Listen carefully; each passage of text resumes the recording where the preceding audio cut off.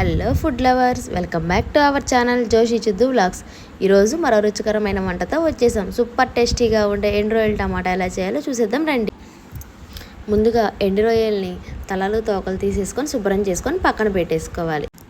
వాటికి కావాల్సిన పదార్థాలు ముందుగానే చింతపండు నానబెట్టి పక్కన పెట్టేసుకొని 2 పచ్చిమిర్చి, 4-5 టమాటాలు, 3 ఉల్లిపాయలు, కారం, ఉప్పు, పసుపు, టమాటోలు, ఉల్లిపాయ, పచ్చిమిర్చి కట్ చేసుకొని పక్కన పెట్టేసుకోవాలి.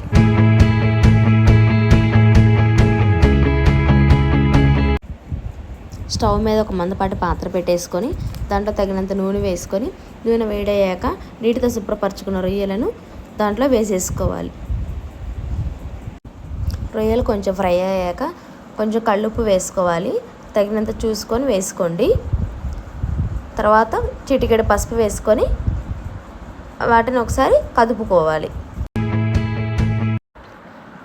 రొయ్యలు కొంచెం మగ్గాక ముందుగా కట్ చేసి పెట్టుకున్న టమాటా, ఉల్లిపాయ, పచ్చిమిర్చి రొయ్యల్లో వేసేసుకోవాలి.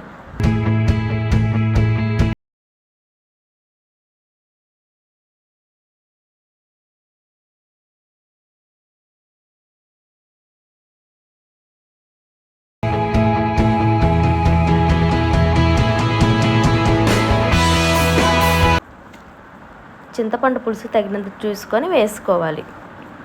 నాన్ వెజ్ కర్రీస్కి పులుపు కొంచెం ఎక్కువ వేస్తే నీచు వాసన రాకుండా ఉంటుంది.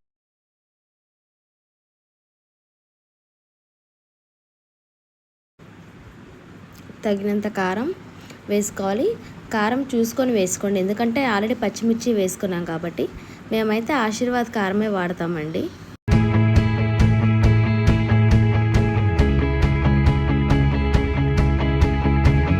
కొంచెం నీళ్ళు కూడా వేసేసుకోవాలి.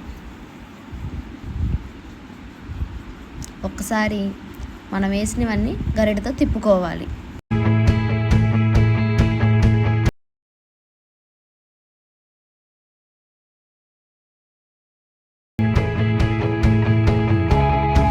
ఉప్పు, కారం, పులుపు సరిపోయే లేదో ఒకసారి చూసుకొని ఏదైనా తక్కువ అయితే మళ్ళీ యాడ్ చేసుకోవాలి.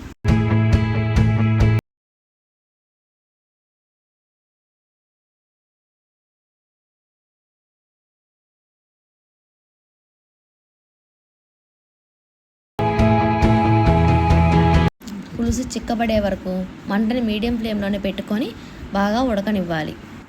ముక్క ఉడికిందో లేదో ఒకసారి చూసుకొని గరిటెతో తిప్పుకొని రుచి చూసుకోవాలి.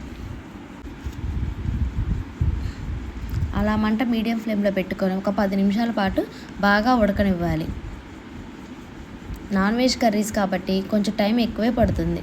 ముక్క సరిగ్గా ఉడకపోతే కూర టేస్ట్ అనేది బాగోదు. వేడి వేడి రొయ్యల టమాటాను వేడి వేడి అన్నంలో వేసుకొని కలుపుకొని తింటే ఆహా ఏమి రుచి అనాల్సిందే.